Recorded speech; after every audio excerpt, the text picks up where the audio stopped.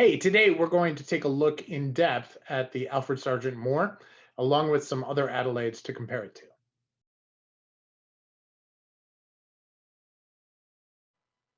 Welcome to Wisconsin Shoe Guy. Here we do unboxing videos, we discuss general shoe knowledge, we do worth the price videos as shoe reviews, and we will do shoe battles, comparing shoe to shoe so that you can understand the differences. I also speak to experts in the field.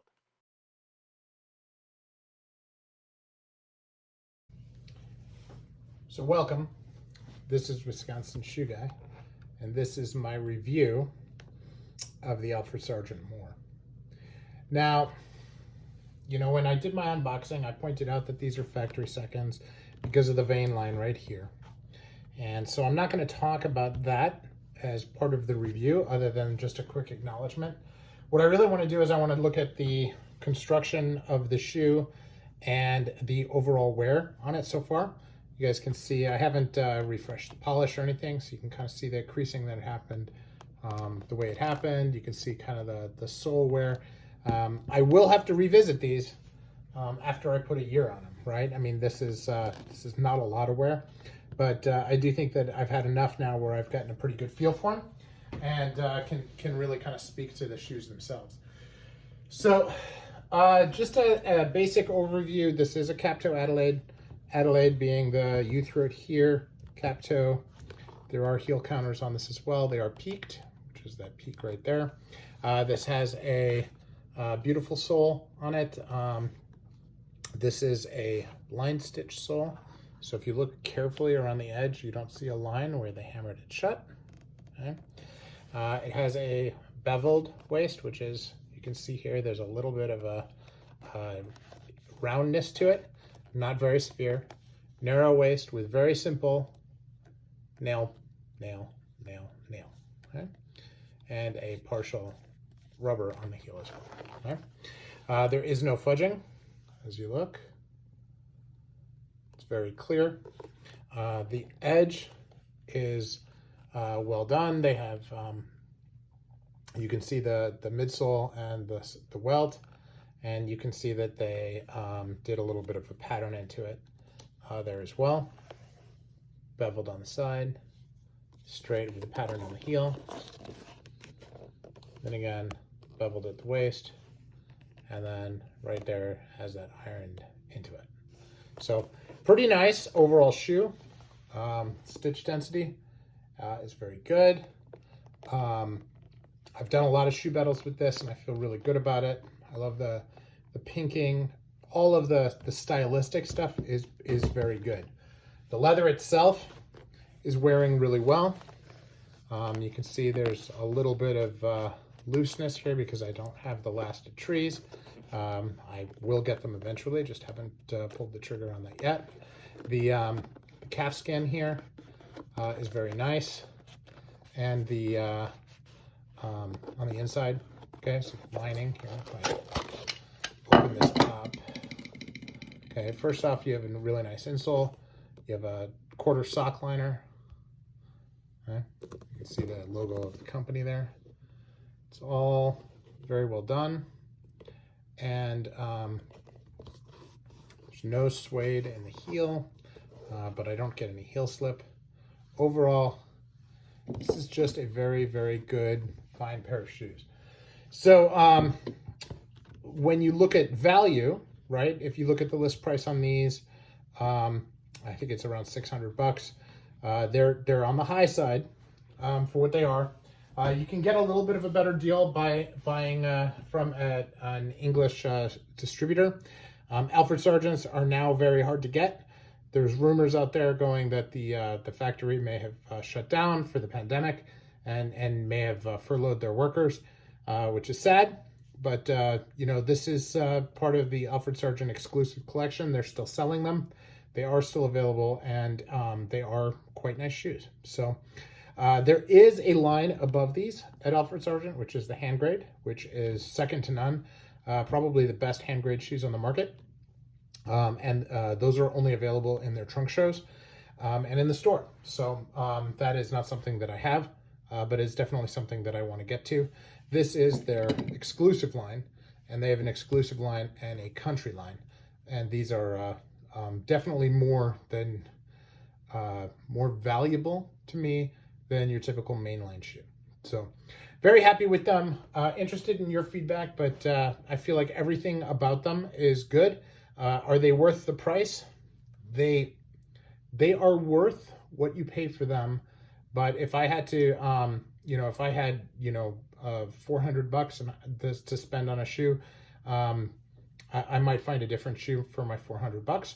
We'll take a look at some other shoes in the same style so you can decide what you like best. Thanks.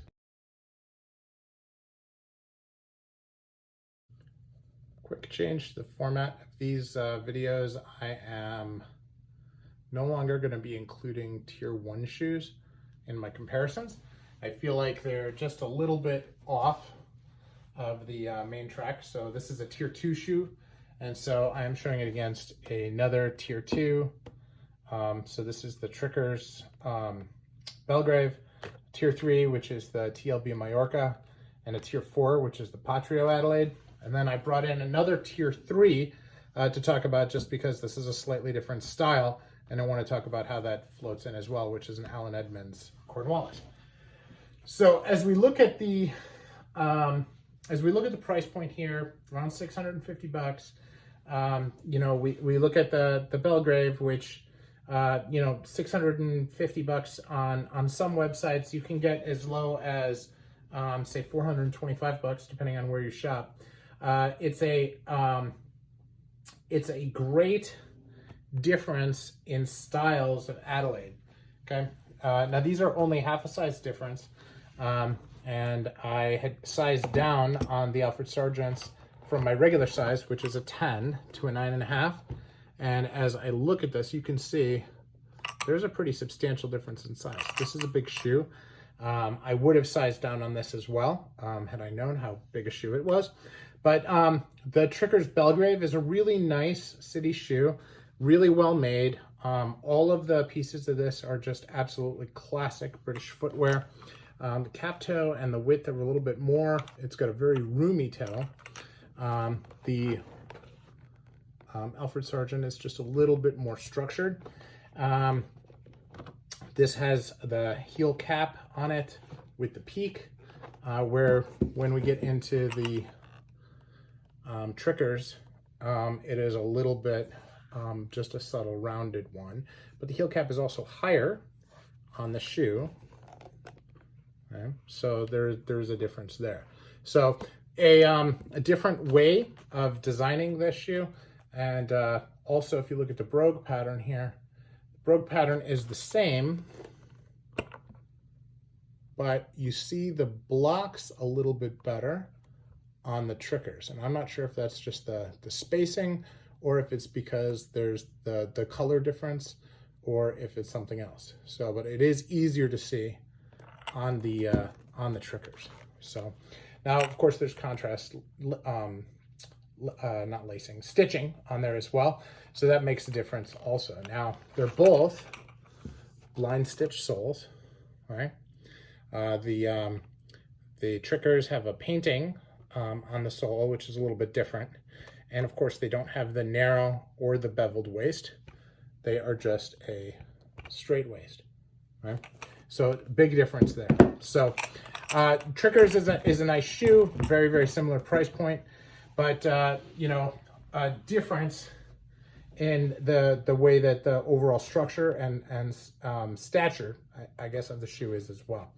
Now, if we go to the TLB here, the TLB is a narrow-waisted shoe, has the beveled waist.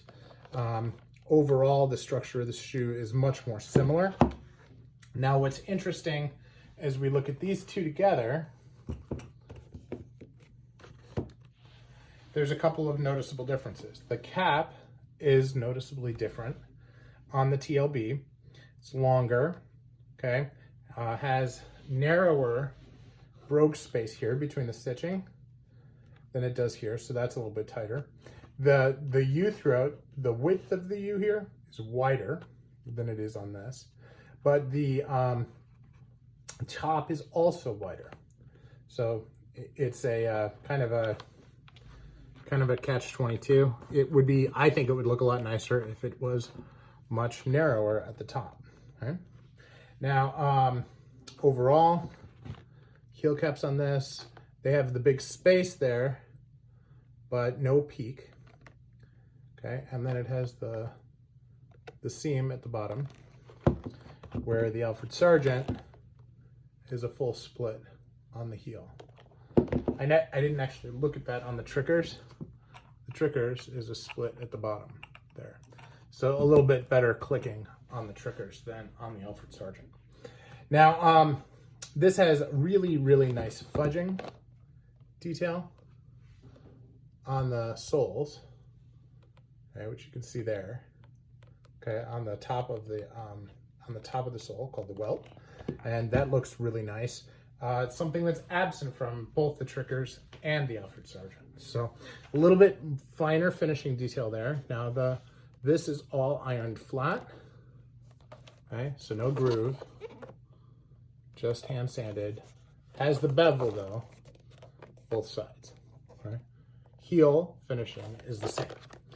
Now the heel piece here is also a lot bigger. Okay. Now we compare this to a Tier 4 shoe. Now the Tier 4 shoe is a Patrio out of the Philippines, relatively new shoemaker. This is in a hatch grain, but the pattern is also a little different, right? Now, this is more of a made-to-measure last, but if you look at the cap is about the same size. Now, this actually has a medallion on it, which is not always there on Adelaide's, but sometimes.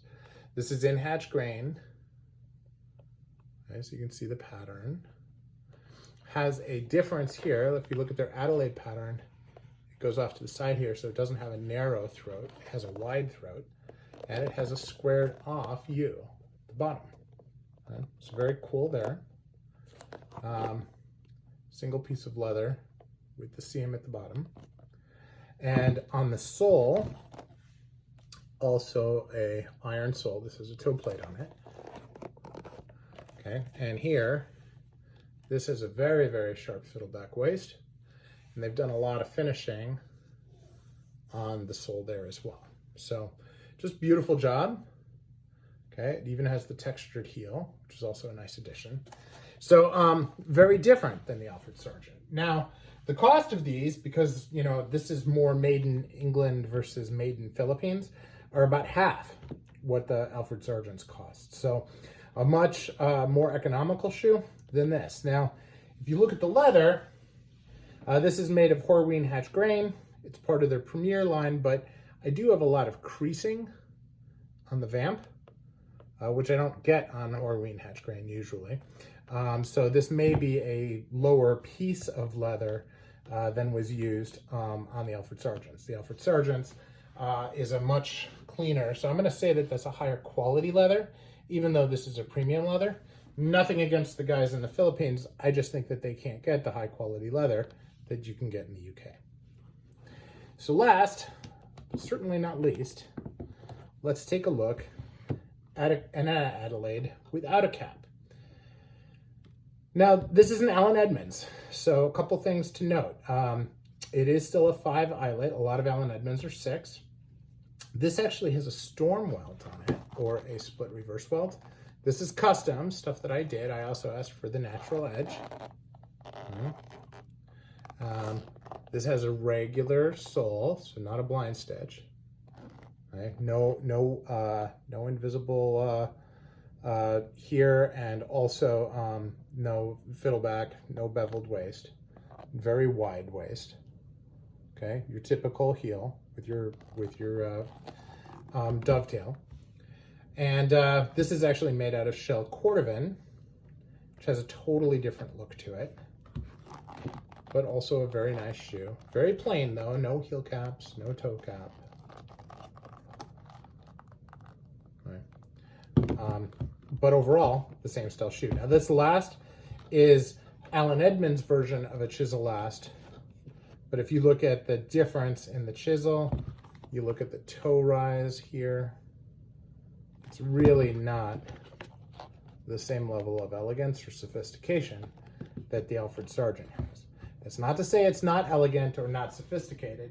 It's just not at the same level in terms of the styling of the overall forefoot. Okay, and it's very round. It has the chisel in this direction, but it has nothing in the top.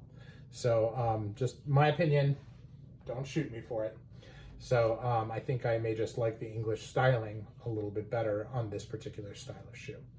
So this is Wisconsin Shoe Guy. That was a brief comparison. Hope you found it helpful. Let me know what you think.